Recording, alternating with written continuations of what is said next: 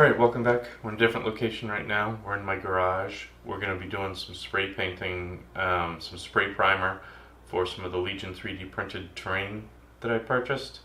I did do a test run of the staircase.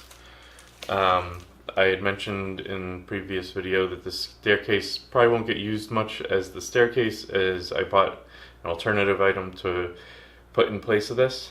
But I still may use this as some scatter terrain. This was just a test case to prove out what I want it to do with the rest of the items. The only thing that I'm going to do a little bit differently than what I did in this is the wash. When I get to the wash, I'm going to dilute it more than what I did here. But otherwise, this is pretty much where I'm going with the base of the buildings. The building that we're going to work on is this one. If you remember, these are all modular buildings. I am going to prime this together like this. The reason for that is because I don't want the primer to build up on the connection points and make them too tight, or even to a point where they won't connect easily, and I have to do a lot of sanding and reworking of those. The only thing about doing that is I may have to go back with an X-Acto knife and if some primer gets inside the grooves, I may have to go back with an X-Acto knife and work those and re-separate the buildings. But I'm not too worried about that. What we're going to be using as a primer is this Rust-Oleum automotive primer. It's a filler primer, so the reason for this being a filler primer, on a car you're trying to fill in the cracks or any scratches that might be on it. With a 3D printed, there's a lot of the 3D printing lines. This hopefully fills in at least the small ones. In the test piece, it did a pretty good job on a lot of the smaller ones. The larger ones are still there, and we go back and sand that afterwards. When I did the other one, I like to go with really light coats of primer. So what we're going to do is probably 4 to 5 coats of primer, light coats of primer. The first one I'm going to video completely real time. The other ones I'll probably fast forward through, but I'll give you a count at the end on how many coats of primer that we used. After we do the priming, then we're going to do some sanding and clean it up, get it nice and smooth. Then we're going to come back and do 1 or 2 coats of the Citadel Corex white primer, and after that is dried, then we're going to go and paint. Now, one thing about this automotive primer is it requires a little bit higher temperature. So I've warmed this up to room temperature. It's middle of March here. And it's right around freezing, right around 32 degrees Fahrenheit, 0 degrees Celsius. This wants to be in the 50s, so the can is up there, but I'm in the garage. We're going to open the garage door. The one thing that I'm going to have to do is extend the dry time. The dry time, there's not much I can do about that. The colder the weather, the longer the dry time. So it's probably going to be at least an hour between coats on this. It doesn't dry nearly as quickly as the Citadel primer. So I'm going to reset the camera, get it to a point where you can see me priming, and then we're going to get the first coat of this done. Oh, and I'm also going to open the garage door so there may be some more ambient noise once I do that, but I need to ventilate the space while I'm doing this. Alright, I've prepared the paint per the instructions on the can. And we're now going to do this. Pay attention to my technique while I'm doing this. We're not going to just hold down the nozzle and spray the whole thing. Short bursts back and forth. That's to keep the buildup of the paint low so that we don't have any running or dripping of the paint. We want a nice, smooth, even coat. It's going to be a light coat. Then we're going to come back probably in an hour or so, do a second coat, so on and so forth until we're done. I'll probably have to run some errands. It might even take me a day or two to get all the coats in here.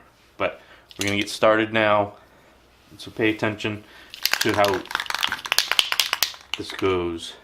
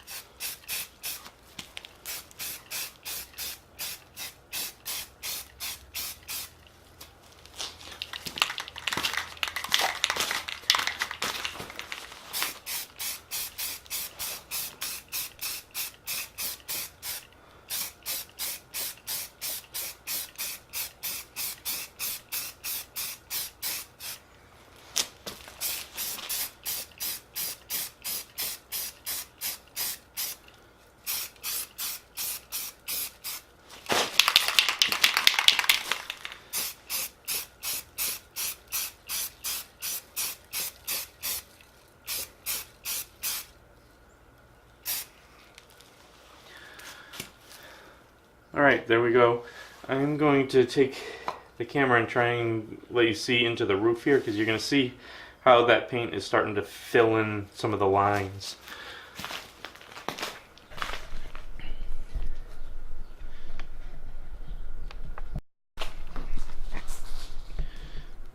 Alright, here we go. So hopefully you can see there in the roof. You can see where some of the lines are, but you can see the paint starting to fill in on those lines. And my experience last time was it will fill in a little bit as it dries, but as we do more and more coats, it will really start to fill in and smooth out. Now, the one part here that I don't think is ever going to completely fill in is the top of this protrusion in the building here. You can see significant lines there. That will fill in some, but we're gonna have to come back and sand that down a little bit, and I'm not sure that I will ever get to that completely smooth. Any parts that have a slight slope to them or roundness to them seem to have significantly more lines that you have to deal with than flat surfaces. And it's mostly on, slightly angled, roofs and things like that. Just like this. But there we go. Thanks. We will be back in a little bit for a second coat. Alright, here's coat number 2.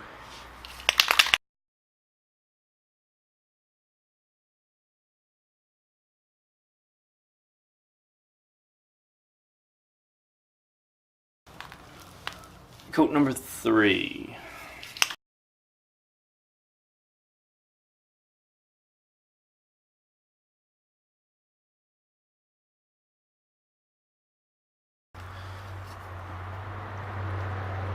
Coat number 4.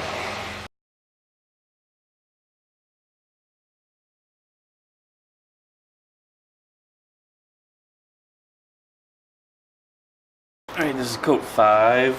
Things are starting to fill in now.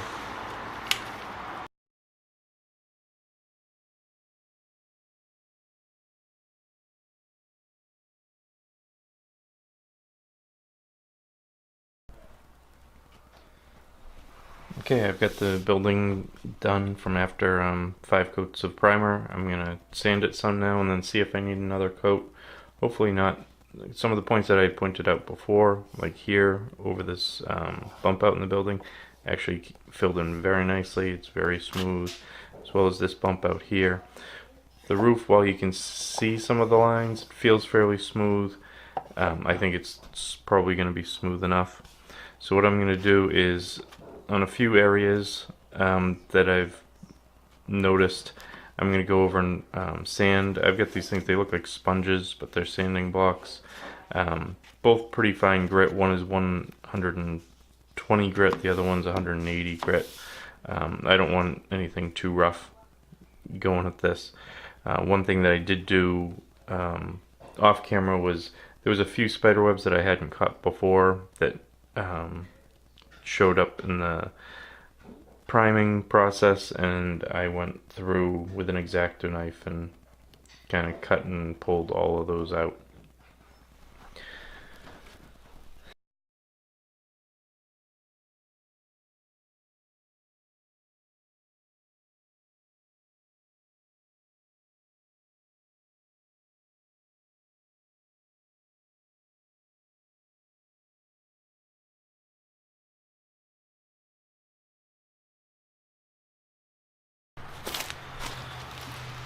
Okay, I'm gonna finish up with a couple of coats of the Corex white. Getting my garage door open. Excuse the traffic outside. It's also raining today at the moment, so that means it's going to take a little bit longer again to dry.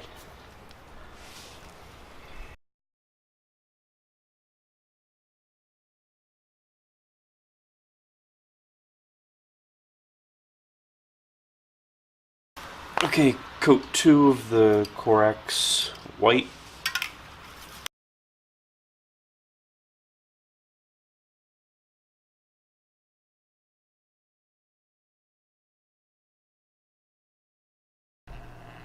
Alright, so this is going to wrap up the video. This is the fully primed, ready to be painted, 3D printed building. 5 coats of automotive primer. Maybe a little bit of overkill, but I like to go with really light coats and add, as opposed to try and do a heavy coat and potentially make a mistake and overspray something.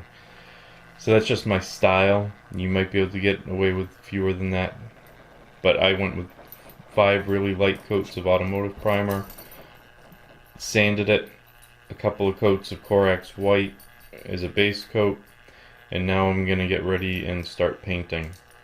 I have to kind of decide what I'm going to do for things like the cabling and wires. Those are going to be black.